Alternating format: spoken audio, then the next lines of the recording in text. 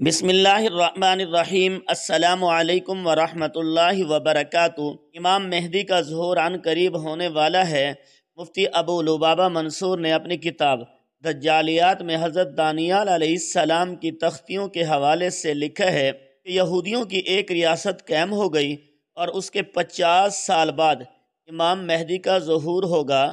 ظاہری سی بات ہے کہ 1946-47 میں اسرائیل کی بنیاد ڈالی تو گئی، لیکن 1973 میں جا کر اقوام متحدہ نے ملک کی حیثیت سے تسلیم کیا اور اس کے جھنڈے کو بھی تسلیم کیا، تو حقیقی بنیاد ملک اور ریاست کی حیثیت سے 1973 میں سمجھی جائے گی۔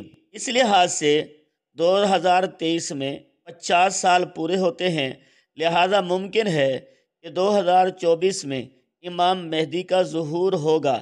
نیز نسائی میں جس غزوہ کی نشاندہی کی گئی ہے، جس میں امام مہدی کی ایک جماعت خراسان، افغانستان، مغربی پاکستان وغیرہ سے نکل کر مشرقی علاقے پر برسر پیکار ہوگی، تو حالیہ جو خبریں آ رہی ہیں اس کی پیش خیمہ ثابت ہو سکتی ہیں۔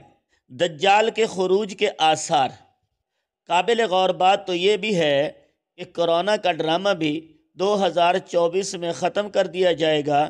اس پر باقاعدہ 24 نیوز والوں نے ایک لمبی ڈبیٹ کی ہے اور ملک بھارت میں ہندو راشٹر کا آفیشل اعلان بھی غالباً اسی سال ہوگا، اور اس سے ایک سال قبل یعنی 2023 میں ترکی پر سے پابندی بھی ہٹا لی جائے گی، جس کا واضح مطلب ہے کہ ترکی پر جنگ مسلط کر دی جائے گی، جس کے نتیجے میں قسطنطنیہ کفار کے قبضے میں جا سکتا ہے۔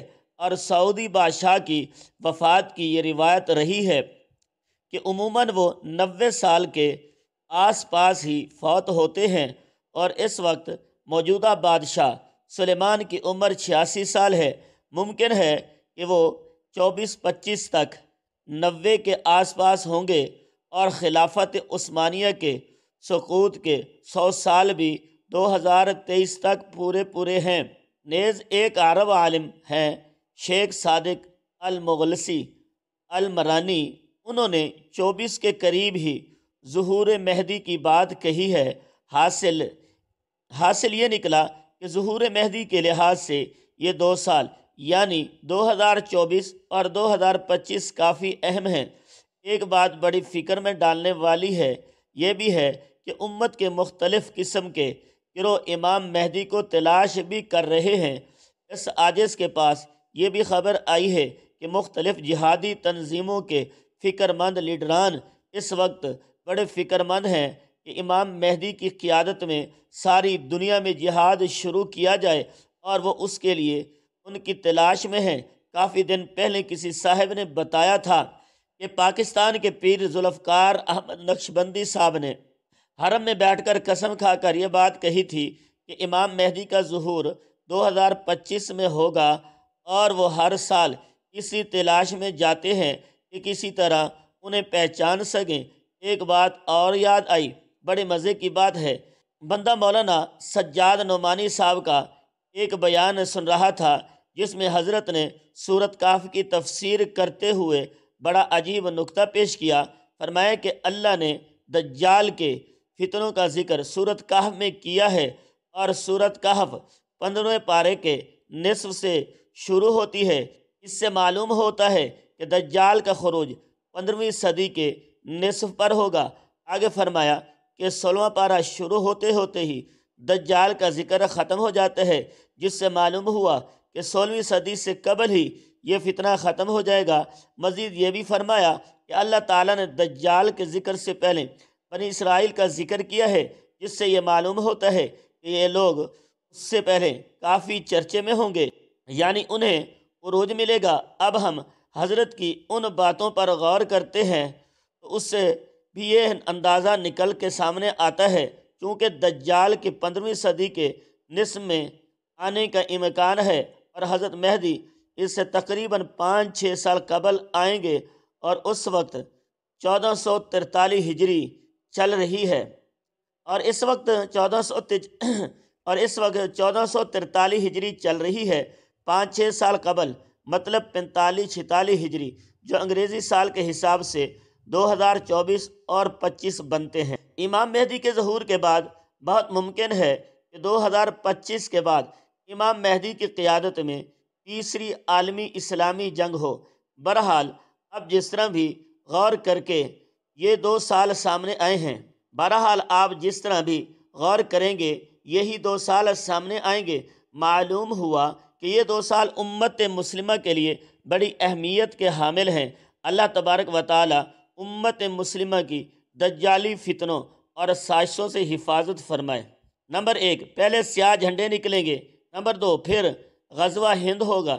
نمبر 3، پھر ہندوستان میں ہندوؤں کا قتل عام ہوگا۔ نمبر 4، پھر ہندوستان میں دین کے بدخواہ لوگوں کا قتل عام ہوگا، جیسے گستاخ اور لعنتی قادیانی وغیرہ۔ نمبر 5، تیسری جنگ عظیم شروع ہوگی۔ نمبر 6، پھر قسطنطنیہ مسلمانوں کے ہاتھوں نکل جائے گا۔ نمبر 7، پھر سفیانی کا ظہور ہوگا۔ نمبر 8، پھر حضرت امام مہدی علیہ السلام کا ظہور ہوگا۔ نمبر 9، پھر سفیانی کا لشکر حضرت امام مہدی سے لڑنے چلے گا۔ مکہ مدینہ کے درمیان مقام بیضا پر زمین میں دسا دیا جائے گا۔ نمبر 10، پھر بنو قلب کا لشکر امام مہدی کے ہاتھوں شکست کھائے گا، جس کو لوٹنے کا حکم رسول اللہ صلی اللہ علیہ وآلہ وسلم نے دیا ہے۔ نمبر 11، پھر مشرق سے سیاہ جھنڈے عرب کی طرف طوفان بن کر اٹھیں گے۔ عرب کو بچانے کے لیے ساری یہودی نیوی میدان میں آئے گی اور سیاہ جھنڈوں کے ہاتھوں بری طرح تباہ ہوگی۔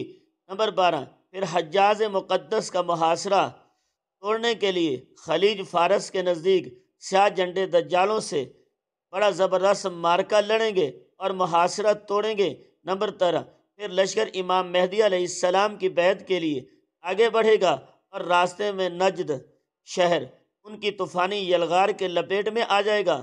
نمبر 14، پھر یہ لشکر امام مہدی کے ہاتھوں پر بیعت کرے گا۔ نمبر 15، پھر یہ عربوں سے خزانہ طلب کریں گے اور وہ دینے سے انکار کریں گے۔ پھر یہ سیاہ جھنڈے والوں کے ہاتھوں بری طرح قتل ہوں گے۔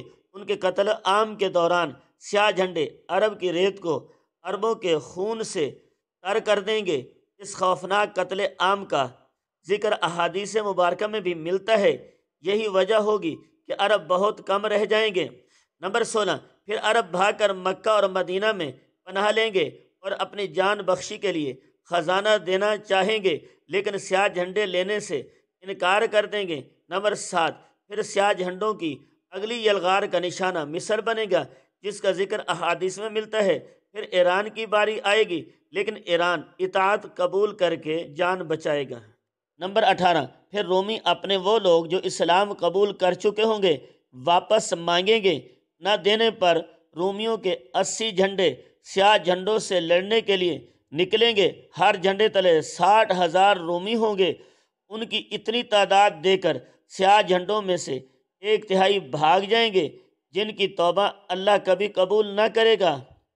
پہلے دن مسلمان ایک جماعت کو لڑنے بھیجیں گے، ساری جماعت شام تک شہید ہو جائے گی۔ پھر چوتھے دن تمام اہل اسلام جو کہ سیاہ جھنڈے والے ہی ہوں گے مل کر رومیوں پر حملہ آور ہوں گے، پھر واپسی جنگ کریں گے۔ تاریخ انسانی میں پہلے کسی قوم نے ایسی جنگ نہ کی ہوگی، یا پھر فرمایا کہ وہ ایسی جنگ ہوگی کہ پہلے کبھی نہ لڑی ہوگی۔ پھر اللہ رومیوں پر شکست مسلط کر دے گا۔ پھر مسلمان یعنی سیاہ جھنڈے ان کا قتل عام کریں گے، یہاں تک کہ رومیوں کی لاشوں کے پہلوں سے پرندے اڑے گا۔ وہ مر کر گرے گا لیکن لاشوں کے سمندر کو پار نہ کر سکے گا، اور مر کر گرے گا بھی تو ایک لاش پر۔ اس جنگ کے بعد آدھی سے زیادہ لشکر آرمینا کی طرح جائے گا۔ سیاہ جھنڈے آرمینا پر آندھی طوفان اور بلا بن کر نازل ہوں گے اور آرمینا کو وہ تباہی دیں گے۔ آرمینا کو وہ تباہی دیکھنی پڑے گی جس کے سامنے بیبل و نیوا اور بغداد کے قصے بھی ہیج ہوں گے۔ اس کا ذکر احادیث مبارکہ میں ملے گا۔ لشکر وہاں سے ہوتا ہوا امام مہدی سے مل کر قسطنطنیہ کا محاصرہ کر لے گا۔ اللہ سیاہ جھنڈوں کے جہاد کا صلہ یہ دے گا کہ ان کے نعروں ہی سے قسطنطنیہ فتح ہو جائے گا۔ پھر سیاہ جھنڈوں کا کچھ لشکر یورپ کی طرف نکلے گا، اور جب یہ یورپ کے دہلیز پر پہنچے گا تو پورے یورپ میں کوہرام مچ جائے گا۔ لیکن یہی خبر بھی پہنچ جائے گی کہ دجال نکل آیا ہے، پھر یہ لشکر وہاں سے انتہائی تیزی سے واپس آئے گا۔ ان کی رفتار انتہائی تیز ہوگی۔ احادیث مبارکہ کے مطابق یہ بڑا ہی سخت امتحان ہوگا، انتہائی سخت وقت ہوگا۔ جو کوئی تھوڑا آرام کا وقت نکالنے میں کامیاب ہوگا وہی طاقتور تصور کیا جائے گا۔ آتے ہی عرب میں وہ رومی جو دجال سے ملے ہوں گے ان پر 3 جگہوں سے شب خون ماریں گے، اور ان میں سے کوئی بھی بچ کر واپس نہ جائے گا۔ پھر مسلمان دیکھیں گے کہ حضرت عیسیٰ علیہ السلام تشریف لائیں گے، اور دجال انہیں دیکھ کر پانی میں نمک کی طرح پگھلے گا، پھر وہاں سے بھاگے گا اور مقام لد پر حضرت عیسیٰ کے ہاتھوں قتل ہوگا۔ پھر یہودیوں کا سیاہ جھنڈے والے قتل عام کریں گے۔ یہی وقت ہوگا جب مومنین مشرق سے لے کر مغرب تک فتوحات کے جھنڈے لہرا رہے ہوں گے، اور اللہ نے سورۃ بنی اسرائیل میں جو وعدہ فرمایا تھا پورا ہوگا، یعنی کفر سرکشی کرنے والی کوئی بھی بستی ایسی نہیں جس میں ہم روز قیامت سے قبل تباہی اور بربادی نہ کریں۔ پھر حضرت عیسیٰ کو حکم ہوگا کہ وہ کوہ طور پر جا کر قلعہ بند ہو جائیں گے۔ یاجوج ماجوج نکل کر فتنہ عظیم پھیلائیں گے۔ اللہ تعالیٰ ان پر اپنا قہر نازل کرے گا، ان پر نفع نامی کیڑا لگ جائے گا اور ہلاک ہوں گے۔ پھر 7 سال تک مسلمان امن و امان سے رہیں گے۔ امن اتنا زیادہ ہوگا کہ بچہ شیر کو بھگا دے گا، جہاد ختم ہو جائے گا، تلواریں دھاتیاں بن جائیں گی، اور شیطانیت تباہ ہو جائے گی، اور شیطان کو جو قیامت تک کی مہلت دی تھی ختم ہوگی۔ پھر ایک دم ہوا چلے گی جس سے دنیا میں اسلام ختم ہو جائے گا۔ اب حبشی دنیا پر حکومت کریں گے اور نفس کی حکمرانی ہوگی۔ ایک حبشی ٹیڑھی پنڈڑی والا، نیلی آنکھوں والا، اور ڈھگنا خانہ کعبہ کو گرا کر پتھر سمندر میں پھینک دے گا، غلاف جلا دے گا اور خزانہ گھر لے جائے گا۔ پھر قیامت مرحلہ وار شروع ہوگی، اور تمہارے رب کے وعدے کا وقت آ جائے گا۔ فتنہ دجال بہت سخت ہوگا، اس سے حفاظت کے لیے ہر جمعے کے روز سورۃ الکہف کی تلاوت لازمی کریں۔ گزارش ہے کہ اس قیمتی معلومات کو اپنے تک محدود نہ رکھیں۔ اس معلومات کو اکٹھا کرنے میں ہمارا 4 سال کی محنت لگی ہے۔ قیامت کب آ جائے کوئی پتہ نہیں، تو کیا آپ اس کی تیاری کر رہے ہیں؟ اصل علم اللہ رب العزت کے پاس ہے۔ بے شک ہمیں تیاری کرنی ہے، کوشش کرنی ہے، غور و فکر کرنا ہے، خود کو اپنی نسلوں کو اس فتنے سے بچانا ہے انشاءاللہ تعالی۔